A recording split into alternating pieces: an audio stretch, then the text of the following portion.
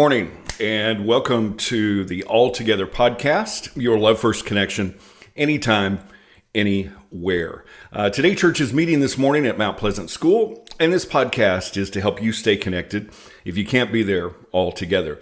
And we start the service with this podcast and then have a Bible discussion. And today we are talking about you were made to make disciples. This is a new series that we're starting as we wrapped up our verse-by-verse study of the book of Colossians last week. And we're going to be talking about something called the four fields. This is something that actually began in Asia many years ago as missionaries there were involved in the disciple-making process and trying to understand how the kingdom works. And this also relates to the four soils that are mentioned earlier in Mark. We're going to be reading from Mark 26 through 29. But earlier, Jesus tells the parable of the four soils. You can also find that in Matthew 18. So let's jump right in today. If you have a piece of paper and a pen, it would be helpful. We're going to kind of draw a diagram to help understand this. But let's begin Mark 4. Beginning with verse 26 through 29. He also said, "The kingdom of God is like someone who spreads seed on the ground. He goes to sleep and gets up night and day, and the seed sprouts and grows, though he does not know how." Now we'll come back to that. Just wanted to point out there that the seed grows, but it's not the farmer who makes it grow. He doesn't even know how. Verse 28, "By itself, the soil produces a crop. First the stalk, then the head, then the full grain on the head. And when the grain is ripe, he sends in the sickle because the harvest has come." Now, this is a very simple parable that is given here. And in this chapter of Mark, there are several parables here in a row that Jesus talks about what the kingdom is like, what the principles of the kingdom are like. Now, I always considered this particular parable to be about the end times because it mentions the harvest. That is until the past 5 years or so, because there's been a real change in perspective, a real paradigm shift. Until then, my perspective was that in order to make disciples, you needed to get people to church. Now, that's not a bad thing, but it is incomplete about how the harvest principles actually work in the kingdom. Now, what we're going to be sharing today is a diagram called the four fields. And these principles of harvest were taken from this passage in Mark 4 as disciple-making movements began to spread in Asia. What is a disciple-making movement? Well, it is a growth of believers, and it is characterized by multiplication. So when believers gather together and form a church, no matter what that looks like, a disciple-making movement is when that multiplies over 100 times to the fourth generation. Now, we don't see anything like that in the United States, but across the world in mission fields, there are thousands and thousands of these disciple-making movements. And this four fields diagram was birthed out of those disciple-making movements in Asia. So take a sheet of paper if you have one. And first of all, we're just going to draw four empty fields to represent the four different perspectives of kingdom advancement. Now, Jesus said, first of all, that there was a sower. So we're going to consider this a farmer. And so we've got a little diagram here with a farmer who actually has a small bag of seed. Now, the kingdom of God, Jesus said, is like someone who spreads seed on the ground. And then how it grows, he doesn't know. The seed grows by itself. And we understand from other parables and what Jesus was talking about that the seed here is the good news. But the first thing that we need to realize is that this first entry point is where you need to go where there is no growing seed. This is the entry level of the kingdom. This is like in John 4, where Jesus went to the woman at the well. He went out of his way to go to Samaria. And so we must, in order to spread the good news, in order to make disciples, first of all, we need to go where there is no seed, where there is barren ground. We are not fishing for fish that have already been caught, and we certainly shouldn't be fishing in other people's boats. We go, and this is where we relate to people. Jesus first related to the woman at the well.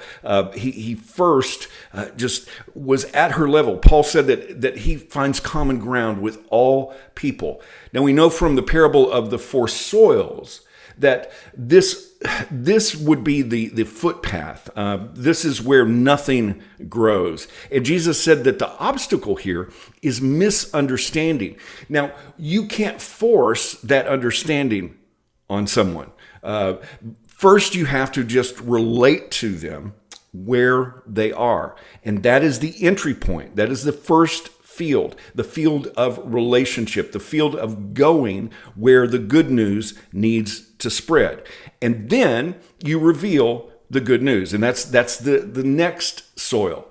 Jesus said that the sower sows seeds. And this is the gospel. This is the good news of the kingdom. But this, in the parable of the soils, this would be the rocky ground kind of heart. The obstacle here is that even though you reveal the good news to people at this level, there is really no root. And so the goal is to get people to connect, to get them rooted. And you reveal the good news of Jesus. First, Jesus in John 4 related to the woman at the well where she was. And then as they discussed and interacted, then he began to reveal who he was. And that is the purpose of the good news, revealing exactly who Jesus is. And so you relate first as you go to an empty, barren field. Then you spread the good news of Jesus. And good news is not bad news. We are sharing the good news of Jesus. And the goal here is to get people connected so that they will grow. Now, in my life, with my understanding of what church and disciple making should actually be, this was the main goal, to get people connected so that they could grow. Now, it is very easy to get sidetracked on any of these fields. Some people like to focus just on going where there is no seed. Some people and some organizations will focus just on revealing the gospel. And then most churches are kind of stuck in this pattern where it's all about growing. And that is not a bad thing. But none of these fields are places to land. They are a journey. It's a journey to multiplication. These are like almost rest stops. You're not supposed to stay there, but it is empowering you to go to the next level. And so as you grow here, there has to be an opportunity to respond. Just as the woman at the well, once she realized who Jesus was, then she responded by sharing the good news. This is where the knowledge and the growth turns into action. This is where obedience begins to take root, and then you move to the next level. But before we move to the next level, let's realize that many, well, in fact, we could say most believers, if they get here, are stuck here, especially in our culture. Paul told his protege Timothy in 2 Timothy 4:3 and 4, he said that in the end times that there would come a time when people wouldn't tolerate sound teaching. Instead, they would just want to follow their own desires. Does that sound familiar? And then he says that they will accumulate, some translations say, heap for themselves teachers, because they have an insatiable curiosity to hear new things. Or literally, they have itching ears. And it says that they will turn away from hearing the truth, but on the other hand, they will turn aside to myths. And getting stuck at this level is where there is growth or seeming growth without any real response or obedience. This curiosity to always learn, to always know new things, but never putting them into action. Now, I've got to be honest, I didn't realize that this was not the end game. My perspective in ministry was, if you get people connected, if you get them growing, then that is the end result. But that's actually not where the harvest is. This is not a stopping place. This is just a stop along the journey. The next field is where real multiplication happens. This is where the harvest is gathered. This is where believers who have heard the good news, who have started to grow and then respond, this is where believers are gathered together in bundles. We call those bundles church, ecclesia in the Greek, where believers are together doing what Jesus commanded us to do. This is where the real fruit is, when believers form what Jesus said the gates of hell would not prevail against. The church, the ecclesia. This is the real fruit. Now, this is not a building. This is not a service. This is not a time and a place. This is a living organism of believers who are united together for a purpose. And once again, not to get stuck here, not to just gather together and not do anything else. A farmer doesn't take their crop and either eat or sell all of it. They begin to reinvest. They sow the seed that is harvested.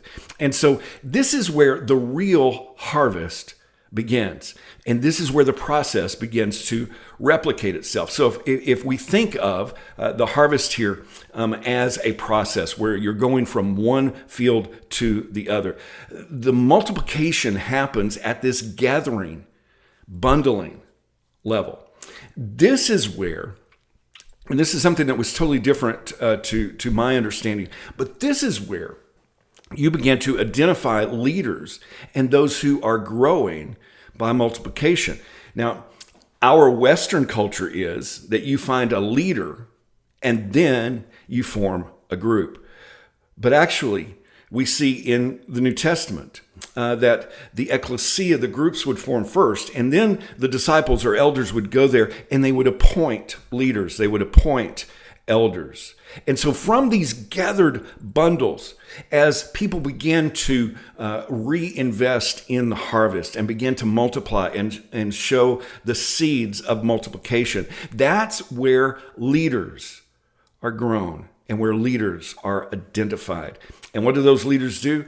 They go back into the empty field to share the good news, so that people would get connected and grow, and so that we can gather more bundles, relate, reveal, respond, and then expect a harvest.